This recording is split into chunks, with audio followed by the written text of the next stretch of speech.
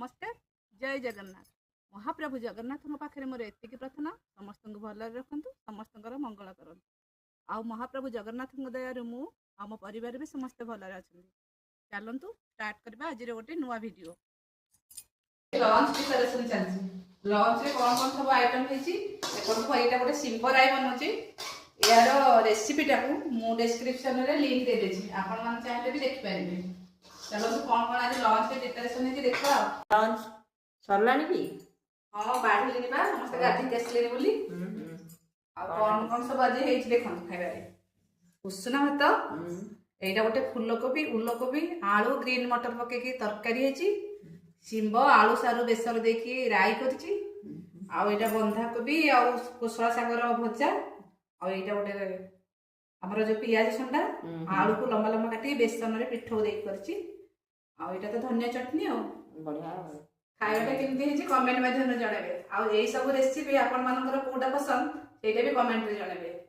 आज जेहेतु अमावस्या रात्र डिनर पाई प्रिपरेशन हलानी। देखो हमर बिरी चावल ग्राइंडिंग करछि पिठा करबे। लंच सर सर पुणी डिनर पाई रेडी करा होछि। चलो तो ग्राइंडिंग कर दो बिरी चावल। आज ए गला नेबे स्नैक्स का टाइम माने इवनिंग टाइम चा और स्नैक्स जेहेतु झील घरे अच्छी कहला मम्मी मो पटाटो पनीर बल बना आ घरे समस्त चा पीबे एमती टे खाइबे। आ चा दे दे कि समस्त जीवा इवनिंग वाक रे आउटा आसिक धूप दवा।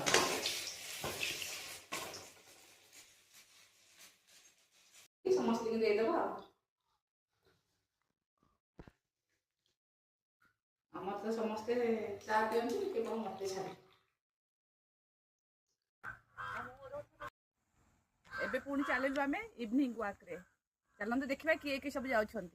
आम तो इवनिंग वाक रे जाऊँ आपण मैंने तार भ्यू सब देखते। आम जो रास्ता रे जाऊँ सुंदर भ्यू आप देखु। समस्ते आसचु इवनिंग वाक रे। नानी ये भी जड़े नानी आम सब समस्ते सांग होकर आसू। आईटा तो आप देखी मुझे थर मो भिडियो देखी पार्कटा को। आउ चलते जा घर को फेर टाइम हो गला धूप दवा टाइम फेरिकी धूप देवा।